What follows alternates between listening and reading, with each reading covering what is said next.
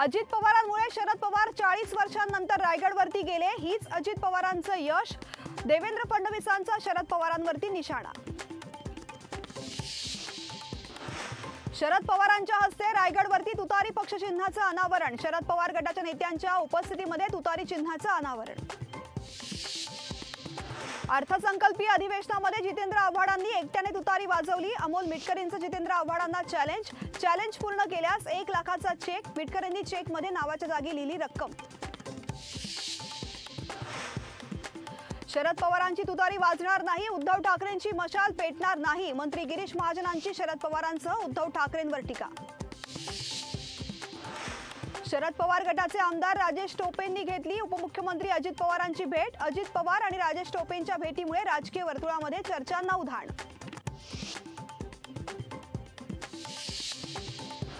बारामतीमध्ये इंदापूरमध्ये राष्ट्रवादी भाजपमध्ये संघर्ष. राष्ट्रवादीच्या तालुका अध्यक्षाची हर्षवर्धन पाटलांना शिवीगाळ. भर सभेमध्ये हर्षवर्धन पाटलांच्या नावानं शिवी. सुनेत्रा पवार बारामतीच्या दौऱ्यावरती. सुनेत्रा पवारांची भूमिपूजन आणि उद्घाटन सोहळ्यांना हजेरी. दौऱ्यादरम्यान बारामतीमध्ये सुनेत्रा पवारांचे भावी खासदार म्हणून बॅनर. राहुल नार्वेकर लोकसभा लढण्याची शक्यता. राहुल नार्वेकर दक्षिण मुंबईमधून लढणार असल्याची लोकशाहीला सूत्रांची माहिती. रत्नागिरी सिंधुदुर्गमध्ये नारायण राणेंनी लोकसभा लढवावी. केंद्रीय नेतृत्वाचे आदेश. तर लोकसभेबाबत वरिष्ठांशी चर्चा करून निर्णय घेईल. लोकसभा लढण्याबाबत नारायण राणेंची प्रतिक्रिया.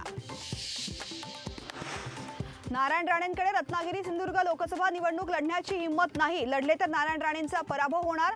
खासदार विनायक राऊतांची राणेंवर टीका. लोकशाही मराठी ऐका, पहा, जागरूक रहा.